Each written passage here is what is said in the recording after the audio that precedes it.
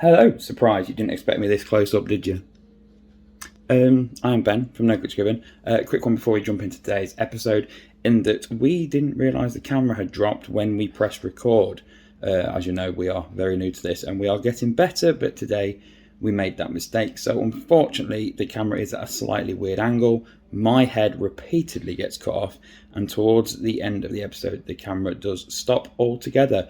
But do not let that put you off. The content is still as great as ever, and the audio is as good as it has ever been. So please enjoy this week's episode. Cheers. Hello and welcome back to No Crits Given, the UK's newest and most freshest D&D podcast. I, of course, am Ben, as always, and you've probably noticed that one of us looks a little bit different than usual. I wonder who that might be, Ben. Joe is away sunning himself with his family this week, so our good friend Josh, a fellow player, fellow member of the nocritsg crew, has stepped in quite kindly. Tell people about yourself, Josh. So I'm Josh. I've known Ben and Joe for years. Love playing D&D. We've done quite a lot of different fantasy things together, Magic, like Warhammer, and D&D is part of something new in our story as a playgroup, and actually loving it to bits, and was really happy to come join you on the podcast today. Brilliant. We are honoured to have you. With actually a plan to get Josh involved from the start, but we haven't got a massive studio. No. Everyone's got to start somewhere. But Josh will be featuring a lot more in the weeks to come. So, I'm very aware, you've probably seen the title of this video, the title of this podcast, that we are a week behind the rest of the world in talking about One D&D, and the announcement was made last week. Perfectly good reason. We didn't want to give any knee-jerk reactions. We've seen a lot of people on TikTok and on podcasts and on other things ranting and raving and being supportive and everything. I'm just on a gut reaction to it, but we sort of decided to take a week away, have a think about it, have a look about it, and have a discussion about it. And I think we're all pretty fairly confident, fairly happy with it. Yeah, I mean, I think there's some really good bits in there, and like especially when we've had discussions and stuff. Like there are also some bits that just doesn't seem to sit right. But like, yeah, I mean, as an overall, it's going in the right direction. It's going to be quite good for a lot of different reasons, which obviously we'll go through. Yeah. But it does sound like it's going to actually be really good moving forwards, and with everything that they've got planned. I think one of the major things I sort of picked up on is we've been playing D&D for a bit now, and we are very much in the 5th edition. And I've always had this sort of, not dread, but at some point we're going to switch and we're going to go to 6th edition. Yeah. And it's like, well, then everything you've bought and everything you've built and everything you've done, you just sort of have to reset, or you stick in 5e and you can't move forward.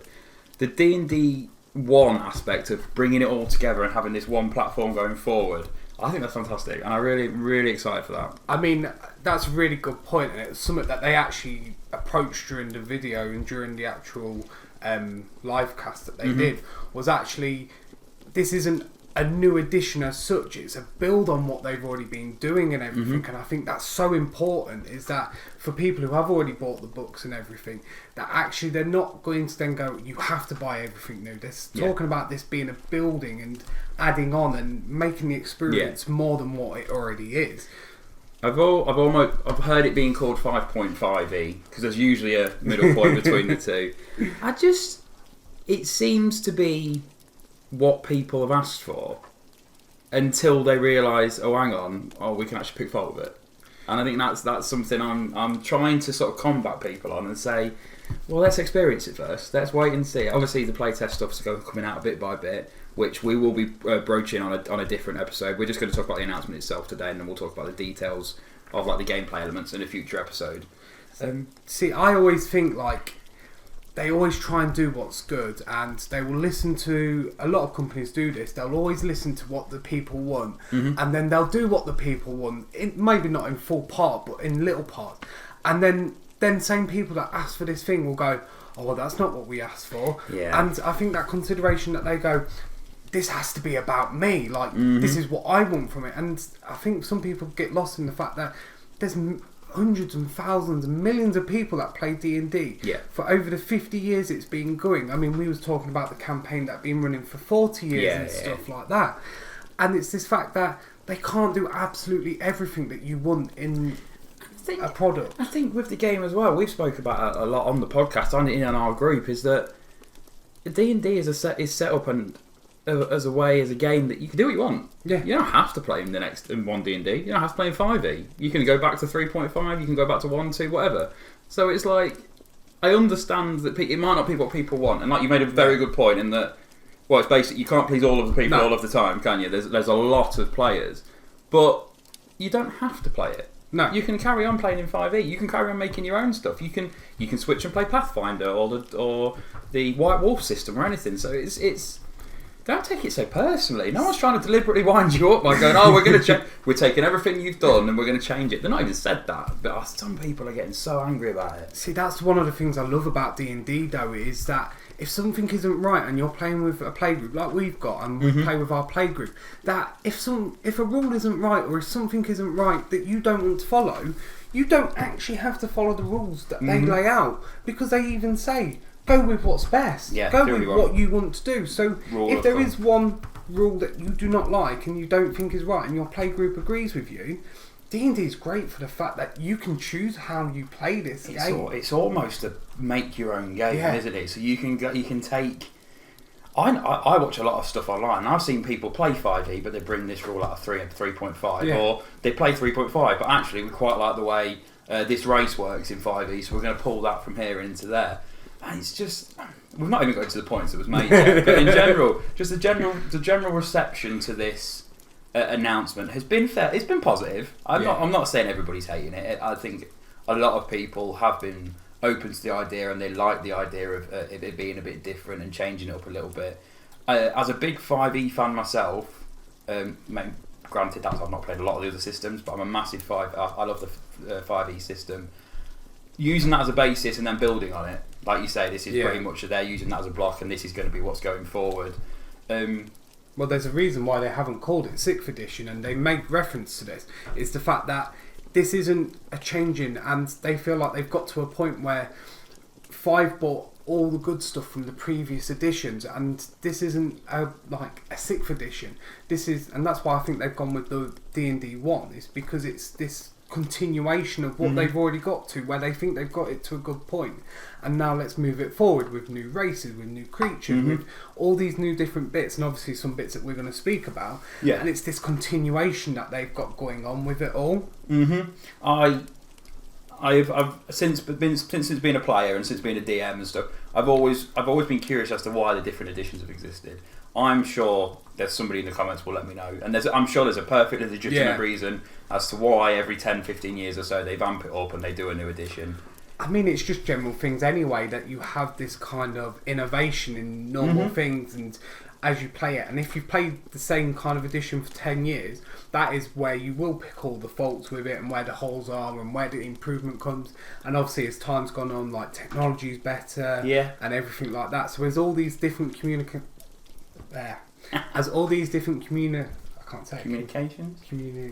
Communities?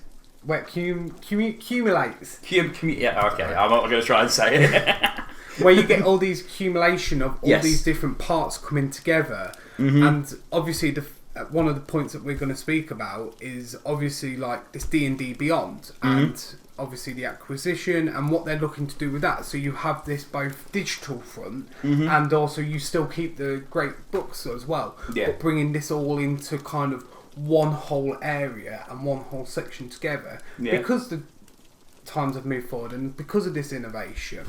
I think, so let's just get straight on with D&D Beyond. So what Josh is alluding to is that a few weeks ago it was announced that Wizards of the Coast had bought D&D Beyond. I believe it was owned by Twitch before? Maybe, I'm not 100% sure. I'm sure somebody's going to correct me and tell me exactly where it was purchased. But they recently purchased it. We were very excited and anxious and sort of anticipatory. Is that a word? I made that up. Anticipatory, anxious. Apprehensive, that's what I mean. About where this could go, what was it going to mean? Are they shutting it down? Are they revamping it?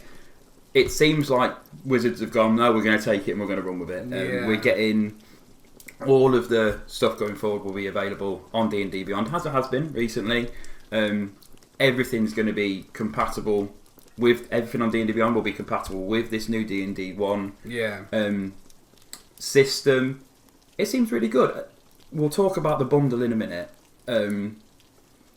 Sorry, I'm reading my notes. So it starts from Dragonlance, which is an upcoming set.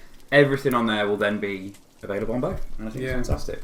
I mean, I like the concept because obviously while we've been creating our characters, we've all been using these different types of apps. Like I've actually used the D&D Beyond app for my actual character, but I know some of you guys have been using other ones. And it's been really good to use it, but it's always been this problem that there's some rules that are in the rule book, like the player's handbook, but then I don't have them available on the app. Yeah. And it's just that kind of, I wish I did, because my character actually has some traits that aren't on the app but are in the book, and then I have to keep flicking. It might be a bit more easy to even see them in the book. Where you actually will have this kind of whole one system that I really like when you do with things, is making these whole systems that are included in one. I fall bang in the middle because I love the apps. Even the app, bit of a shame to say that a few of the lads, we use a third party app. It's just ease of access. It's just a little bit more easy to see and understand, especially for a few of us, a few lads with new players. And I love that. I love the ease of access and being able to go, right, that's my ability. All right, you can even roll off it. I think that's fantastic. Yeah. But on the flip side, I do love a book, and I love having the books there. And we've actually, a new lad has joined the group, a good old friend of mine, Jamie. Shout out to you. I know you watch. And he turned up last week for his first session and bought his entire collection, and we all went, "Oh, none of us are playing anything that's in Eberron or in Wildemar," but we all dug in and we were like, "Right, we're gonna have another half an hour looking through these books," and it's fantastic. I mean, there's always that little thing that these books just bring a different flavour to it. It makes it so it's not an app and it's not a game that you play on your phone. This is a real life product and stuff like that. It's similar, like we're both seasoned Magic the Gathering players. Yeah. We've both been playing that for years. We've both been playing together for years. But we both played on Magic the Gathering Arena, and it's incredible. But there's nothing beats sitting down with the cards. 100%. It's so just that real life aspect of it, isn't it? The app's fantastic, and it makes it a lot easier in the bit. And I like the idea of D&D Beyond having my entire collection digitally there. Come on, it's 2022. We're in the digital era. Yeah. Everything's online now. But yeah, like I said, the books are fantastic. We have the pile there, and everyone's got that one and this one and that one, and I'm a bit of a sucker for collecting things as well. Yeah, so having the I'd love. I know mine aren't. You've seen my front room. I'm going to have a shelf put on my computer. I'm going to have all my books put on. Yeah, I mean, it's always this fact of like, it's collections. It's nice to go through an actual book, and then the convenience of just having it on an app. So like, if you've got a break at work, or you're on lunch at work, or you've got to take the kids somewhere, because obviously you always end up taking the kids somewhere and they're off playing, you can then still sit there and go through all these different things and reading these different backstories and abilities. I don't think there's been a lunch break in the last year that I've not been on the app looking at different backgrounds and stuff like that. To that end, the other bit to mention about D&D Beyond is that they have announced a feature that I think every single player has been calling out for the past few years. Starting from Dragonlance, you will be able to purchase a book through Magic the Gathering. Not Magic the Gathering, that's a different thing. Through D&D Beyond, and get a digital copy as well. Now that sounds amazing. That sounds fantastic. The downside, should we call it a downside? I don't think it's a downside, but what the thing people are asking why is to get both copies. It's around £60. See, we've debated this quite a bit over the last couple of days. So, to me, it's quite a good deal. Like the fact that you get both versions, but actually, we've also discussed about when you look on the face of it, how much is probably a book to buy? I think some books you can pick up for about £30. I sell them on my website. That's something you guys don't know. We'll plug that in a future episode. They're on my website for about £30, but I think if you work on the fact of recommending retail price, they're around £45, I think, off the top of my head. And then like if you look at the app, on the price on the app, like I think one of the books is about, it's the Player's Handbook, it's about £25. Yeah. So then when you look at it, it's like, well, actually, I can already buy it on D&D Beyond, and I can just buy the book. So actually, if I only want to do one or the other, this bundle isn't really looking like it's going to save much money. No. And it's looking like it's probably just going to be the same as if you did it now. But the great thing is obviously, maybe if they didn't buy out, because obviously we've only recently been using the app, it might have been that before we started using D&D Beyond, you couldn't get any of the books on there. So this might be that change coming in the way you can get the digital. I think people get the thing, and this is a thing. This is wider than D&D, and this is wider than Wizards of the Coast. It's wider than Magic and everything. The thing with digital stock is that you can't run out. And the thing that gives value to a physical thing is they're going to print 4 million books, and when all 4 million books have gone, and the demand's still there, the price will go up. So that's how you go, right, that's worth 40 quid. With digital stuff, there's no running out. Yeah. So then you go, well, it's still 60 quid, it's still 30 quid for that book. And it's like, again, I agree with you. I think if you want to buy both, you want to buy one or the other, the options are there. The prices aren't that majorly different. No. And I agree, I don't think this deal is going to save you masses of money, but I don't know how D&D Beyond works and the shop works in terms of loyalty points. Money, like they might do special offers going forward. They might do exclusive content if you buy both the bundle together. Yeah. Like there's lots of different ways that this can go, and obviously, like we're only at the stage where this is only really just being announced, and this is and brand until new. I think we get half a year, maybe even until the full 1 D&D comes out, we won't really know what's actually happening with this. This again, it's important to remember that everything in the D&D announcement last week, this D&D One announcement, this is what we'd like to do. This is set in stone. This is the plan going forward. This is what we'd like to do. We're going to put it out there to see how it does. If nobody buys this deal, that deal might go away. I think people are expecting to pay 30 quid for a book and get the digital copy free. That's never going to happen. You're never going to. You might get a lucky deal. You might get a code. You might get a giveaway or something, but I don't think anything like that's going to happen. I feel like another problem with digital content is just the fact you can't touch it, you can't feel it, and it's always that thing where with a book, you've got a book, you can hold it, you can feel it, and I think that's where some people might come in and go, actually I can't see or touch or feel this, and that's where I think as well some people are just a sucker for the way things are done. Yeah. And the people that have been playing for the 50 years in books aren't going to suddenly jump to an app or something like that. Yeah, like, don't get me wrong, I'm not saying they won't know how to use it or something, but we've played Magic with cards and an Arena came out and we didn't jump to Arena, we're still playing Magic with cards and we're still playing D&D with character sheets, and I don't think that's really going to change. I think it's a nice option. I personally will probably be buying the digital bundle because again, the ease of the app, the ease of access of the app, and then the shiny physical thing that I can collect and look after and go, and my precious, that's fantastic. I like that. I agree, mate. Yeah, let's move on slightly. So this point almost ties in with D&D Beyond. Is that during the announcement as well, they announced the start of a new virtual online tabletop from Wizards of the Coast, which is going to allow you to play your games online. Pretty much, well, we did a whole episode about Tailspire. Pretty much what the sort of Tailspire and the Foundry thing, the apps of that out there already. I'm a big fan of this. I mean, so I know that we use Tailspire in our group and stuff like that. I think it's going to be really good, especially with this D&D Beyond, where you're going to have all the content.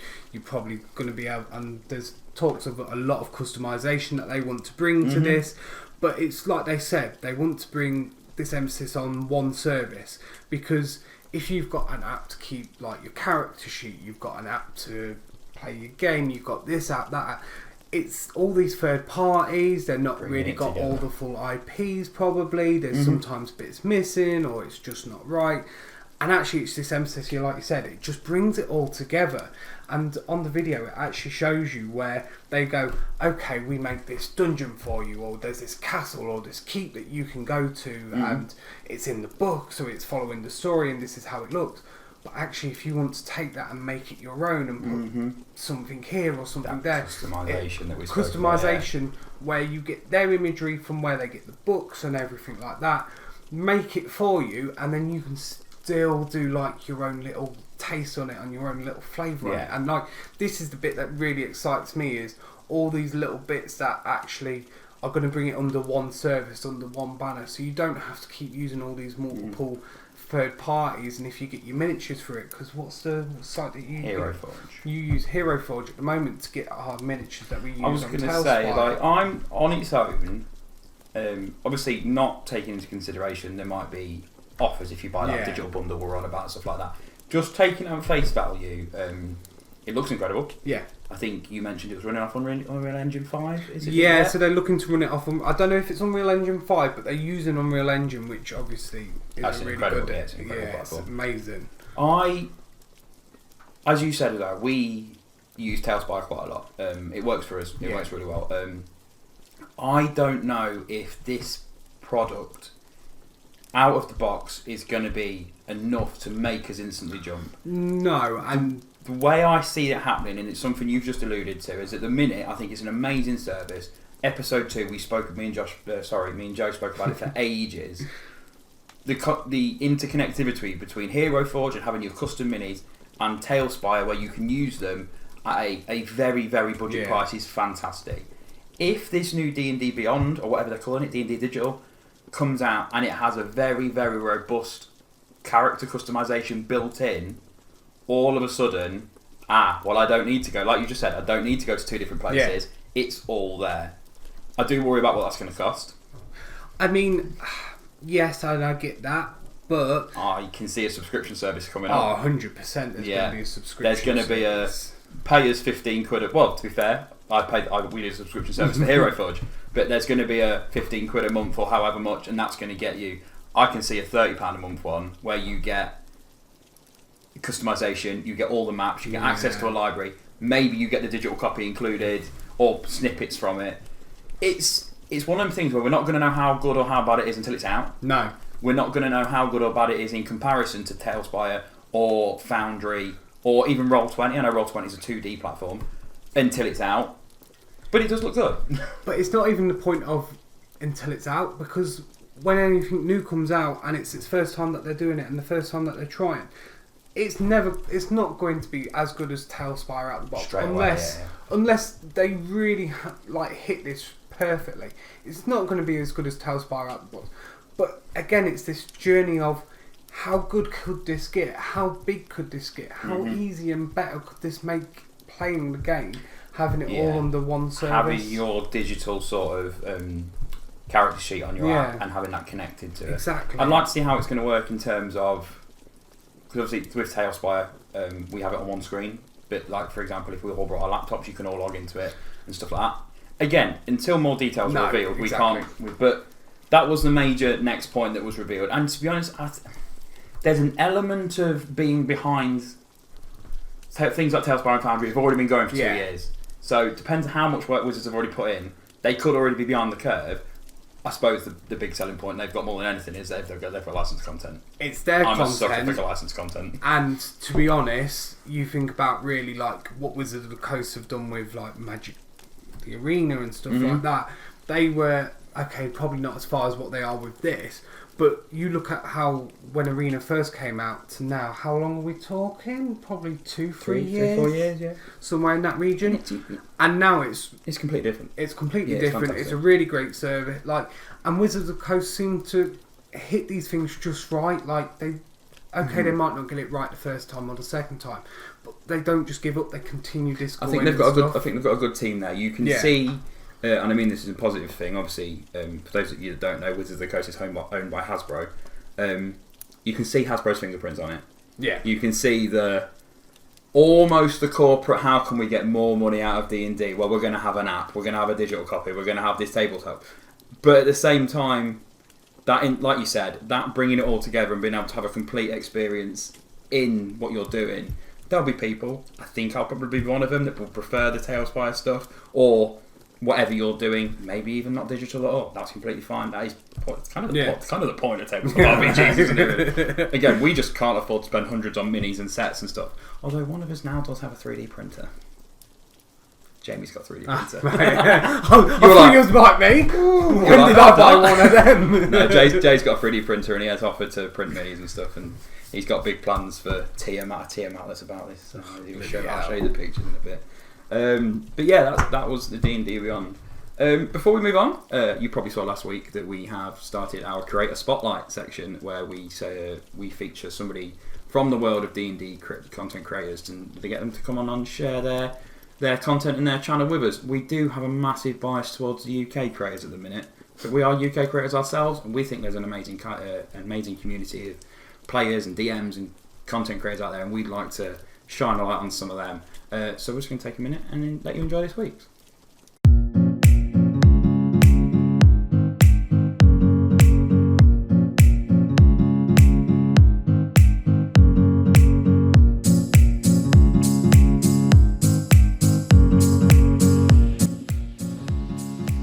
Hey guys, thanks very much for having me.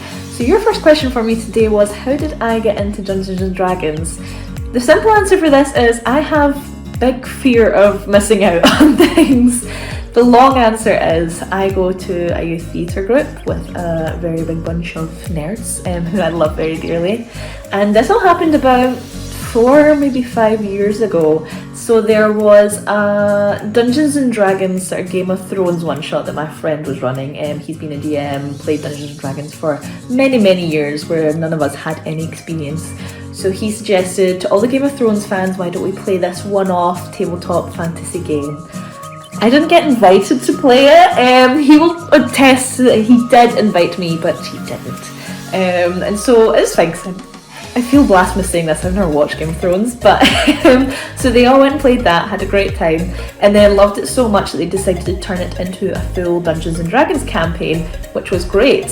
For me, who was not invited, I was very upset. Not really, I was fine.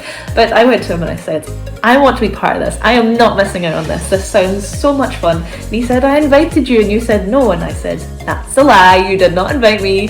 But he invited me to join the full campaign as well as another friend. And it was great. It was a really good session. Turns out there was far too many of us, about 7 or 8 of us. Turned out to be too many people to run one campaign with. So that one campaign ended up splitting into 2 campaigns. It's the same campaign with 2 groups that runs every other Sunday, and it is still running to this day, which has been 4 years now at least, which is crazy.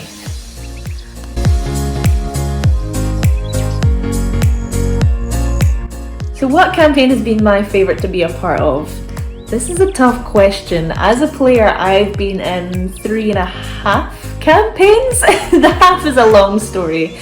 But currently I am DMing my own homebrew campaign. So is it a cheat to say that my own campaign is my favourite that I've been a part of? But it's this way that I've had this idea in my head for a few years now, like not long after I started playing D&D, and to have a group of players bring their own ideas into this world and bring everything to life is amazing. It's so cool to watch, it's so cool to be a part of, to get to run it. I love it. And these people are some of my closest friends, so it's great to always see what they bring to the table. And especially as my best friend's first time ever playing in a campaign, and to watch her grow and just be amazing as a D&D player is the best. So my campaign is my favourite that I've been a part of.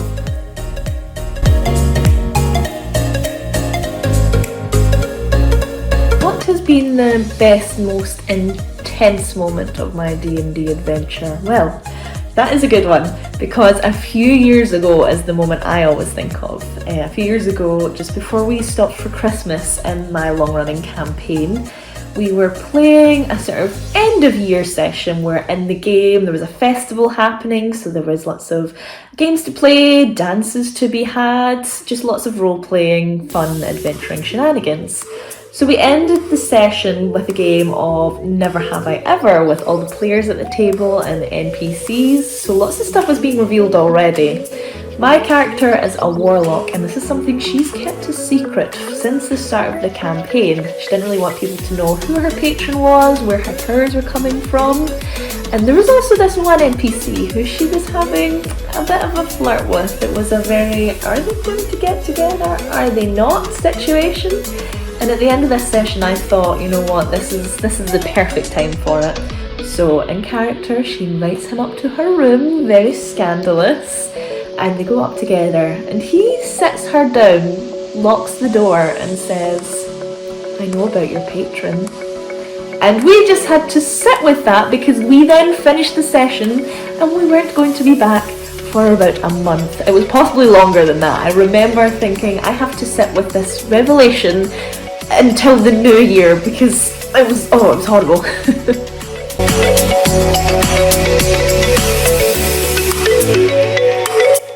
who is my current character? Well, speak of the devil, that would be my high elf warlock Morrow, who I have been playing for at least 4 years now, if not a little bit more. She was my first ever character. She's still going. I'm scared I think she's going to be retired in at least next year, which will be a very sad moment. But Aurora is such a fun character. She has a little pseudo-dragon as well, a little pig pseudo-dragon called Dragon, which says a lot about who she is as a person. But she is a sort of cold, standoffish person.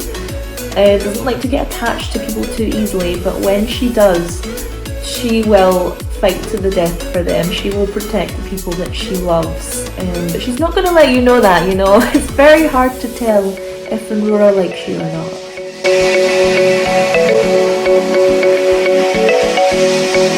What IP would I like to see written into D&D 5e? A great question. This isn't going to be everybody's taste, but it's certainly mine. I would love to see a Bridgerton and D&D crossover. Fantasy balls are my jam. Like galas, balls, dances, all that. And we could have that sort of Bridgerton or Bridgerton-esque theme of it, where it's all these fantasy characters fighting for the hands of the Duke or the Duchess, the Prince or the Princess. There's scandals, there's rumours, there's so much drama going on. I would love that.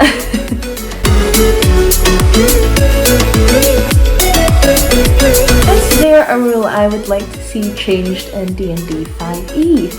Well, you assume I've read the rules. But honestly, I don't think there's anything necessarily I would change outright, especially not in the rules. I'd love to see some spells be written a bit clearer. There's some cases of spells that it's not always obvious when casting things happens, if that makes any sense. Like a case came up with Beast Sense at my table the other day, where it wasn't completely clear if the spell started as soon as you touched the animal, or once you cast the spell on the animal you could then go away and then decide later within that hour to go into the Beast Sense. But I think it's very much a sort of DM discretion thing, so I'm happy not to like change any written rules, but just whatever your DM decides at the table, I think is always the best way to go.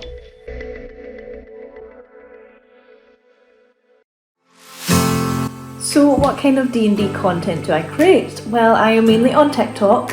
I do lip syncs of comedy, Dungeons and Dragons, jokes, observations, things like that. I also do a lot of videos from my table where we're sitting right now.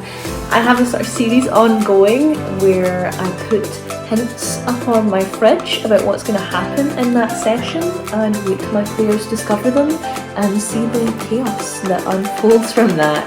They love to check the fridge every week now to see what might happen in this session.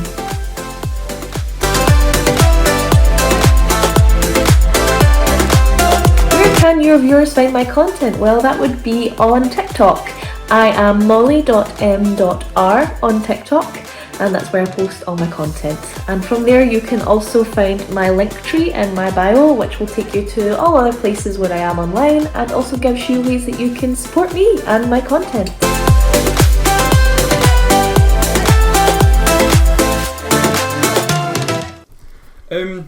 So the next thing, playtesting. Now, this was new for me.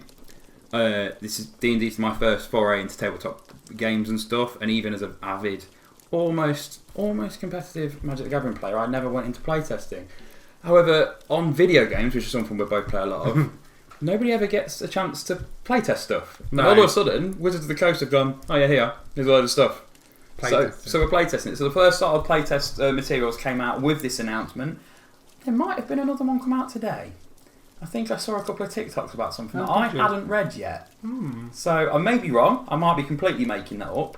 But the first set is out. It all involves character creation and stuff like that. It's actually quite a good, interesting read. Have you read it? No, I haven't actually. Oh, brilliant. I've got to apologise. I haven't got that far this week. Fine. It's fine. We'll just cover it briefly. It's there's been some changes. Like I said, next week, myself and Joe are going to dive into the nitty-gritty of it and the playtest and the character creation. There's some things that have changed, like half-orcs and half-elves aren't a thing now. You can now have half-breeds of any humanoid, from what I gather. So you can be a half... Yeah, there's going to be some interesting things there. Backstories now play a bigger part. At the minute, our backstories are very much flavour, but you're going to be able to take stats and feats and bonuses and proficiencies from your backstory, meaning that two people can both play pirate rabbits but be completely different. You know I play pirate rabbit by now. Not tonight. Tonight I'm playing a Gloomstalker Ranger. One shot tonight for tonight's session. Somebody's selfishly gone on holiday, so we have to pause the main campaign for him. What a selfish person. What an idiot.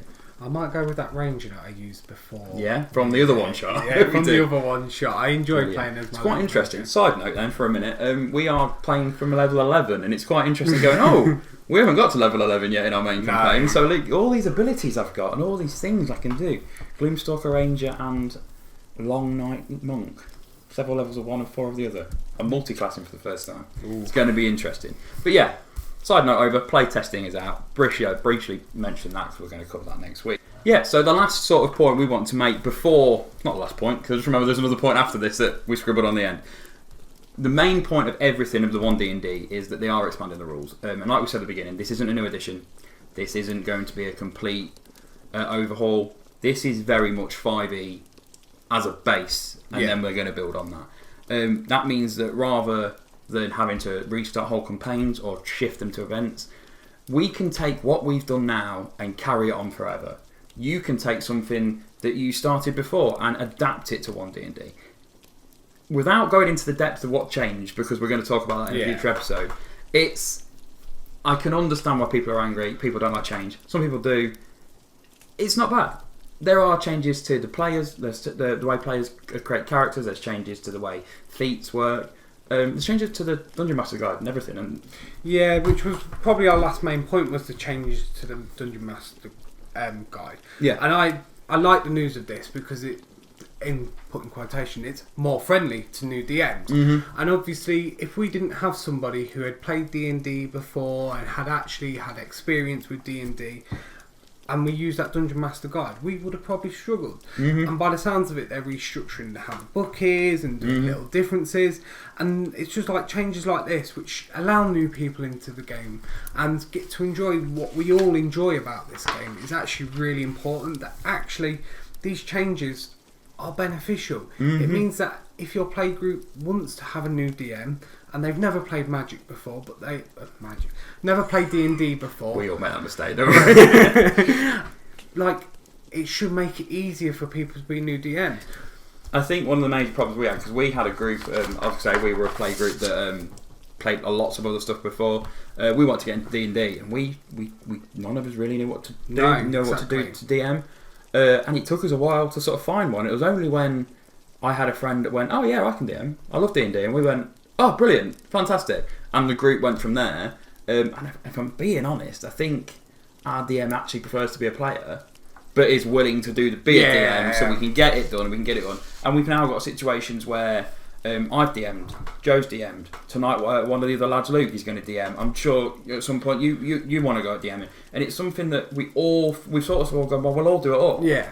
And this new handbook, if it makes it a little bit more easier, less complicated, easy to explain. See, for someone like me, I am quite looking forward to this because I'm really good at playing role play and like enjoying like fantasy. Like fantasy has been a big part. Like I said before, Warhammer and all that kind of stuff. But for me, I would kind of be sat there like, oh, what do I do? I'm not sure. And I have read through the Dungeon Master Guide, and it is a very good book, and it is very knowledgeable. It is, yeah. But if they're looking to make that even easier for new DMs and stuff like that, then to me that's a benefit and a beneficial thing because it will get more people interested in the game, and it will bring more people in, and it will allow like more groups to play this great game that we have. Yeah, it is. I think finding a DM is a wall that most play groups need to break through. Yeah. Or we've all heard the term forever DM, where you volunteered to DM once or twice and that's you for life then. So breaking down the barrier and opening the doors to make it easier for new DMs is going to be fantastic. Like I say, we're going to cover more of the more in-depth rules about what's changed from the first playtest stuff in the next episode. Finally, just a quick one. It wasn't all one D&D. There were more books for 5e announced. We're going to quickly go over them. I'll bring them up here. Yeah. We've got Keys from the Golden Vault that's coming out later this year. This is where I can't read there in printing. Big B presents Glory of the Giants. Yeah. Spring 2023. Yeah. Go on. You've done this on purpose. Vandelver, I think. Vandelver. Yeah. Campaign Summer 23. Yeah. We've got the Book of Many Things coming Summer 23. Planescape And then Fall 23. People are looking forward to Planescape. That is going to be exciting. They're announced. We're looking forward to that. Like I said, it's not the end of 5e. 5e is very, very much still alive, and they're not going to get rid of it just yet. I think it's fair to say that 5e has not been the sole reason for the resurgence of D&D, but it's made it. I think that's Stranger Things, but I think it's made it easier to get in. So take away from this episode, one D&D is good. You don't have to play it if you think it's bad. 5e's not going anywhere. Sounds good to me. Sounds good. Make sure you check out the TikTok accounts at nocritsg, and Joe isn't here, but Mando Crits. You're not on TikTok, are you? No, I'm not on TikTok. Not on TikTok. We'll get him on TikTok, and you can follow Josh on TikTok as well. See you next time. Thank you very much, guys, for having me.